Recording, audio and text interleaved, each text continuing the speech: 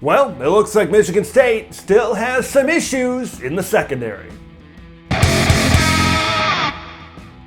I mean, Michael Penix was good in 2020 at Indiana, but this is a different and even better Michael Penix at 2022 at the University of Washington. Definitely a lot different than Michael Penix in 2021. See, this is what happens when you let the guy sit back there and throw. Penix was confident, Penix was accurate, and once again, Michigan State is not looking good in the secondary. Nearly 400 yards and 4 touchdowns passing given up in this football game. All right, I see this and I watch back the tape of this game, and there were some deep balls. First of all, Michael Penix can throw a pretty deep ball. I'll give him that. And there were some deep balls where there was clear separation.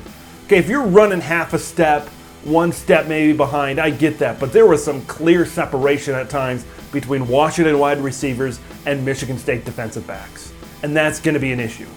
That's going to be a big time issue. If you're throwing the ball and like I said, if you're within a step, wide receiver makes a play, that's one thing. But when you have that separation and when you've got a lot of open area in the middle of the field, that's going to be a problem. I see a lot of the same mistakes Michigan State in Michigan State secondary that I saw a year ago.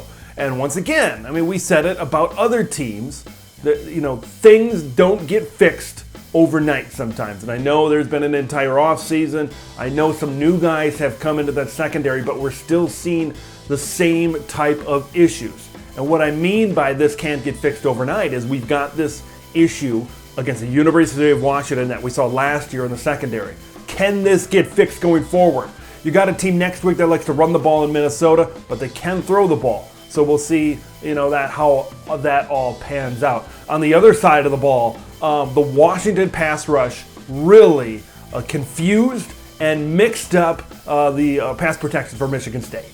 The pass protection struggled. Payton Thorne was running around for a lot of this game. Now, I'll give Payton Thorne some credit.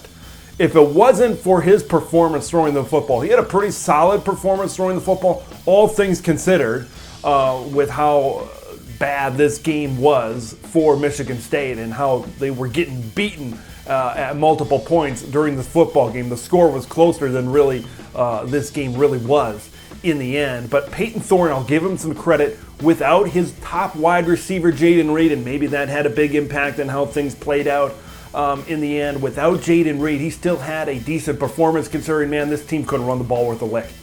This front seven in multiple ways for the University of Washington really wreaked havoc of what Michigan State wanted to do, right? They got after the passer, they loaded up and stopped the run. Jalen Berger couldn't do anything. Remember last year, Kenneth Walker. Kenneth Walker was a guy that could make plays in the open field. He could really burst into the secondary and make big plays, and he was one of the best running backs in the Big Ten last season. They don't have that talent-wise in the backfield. Michigan State does not have that talent-wise with Jalen Berger and Derek Broussard. 2 solid running backs back there, but talent-wise, they're not on the level of what a Kenneth Walker was. So they're going to need good offensive line play in the running game to really open up this running game. Okay, and you're going to play good fronts. Minnesota's a good front next week, and the schedule keeps on going on and on. Ohio State, Michigan, Penn State, all these other teams later on during the season. Your offensive line is going to have to pave some ways for this running back because you don't have a guy in Kenneth Walker that can break a few tackles and get into the secondary. Okay, you've got solid talent back there. It's just not great to elite talent that you had last year with Kenneth Walker. Hopefully Jayden Reed can get back soon, because now with Minnesota and then conference play kind of starting up pretty soon, you don't want to see things go south too soon. But mainly the big issues are the secondary, offensive line, the pass protection, can't run the football. Unfortunately, I take more concerns out of this game than positives for Michigan State. The positives are Payton Thorne can still be a solid quarterback throwing the ball. He can put it in the air. He can make some plays.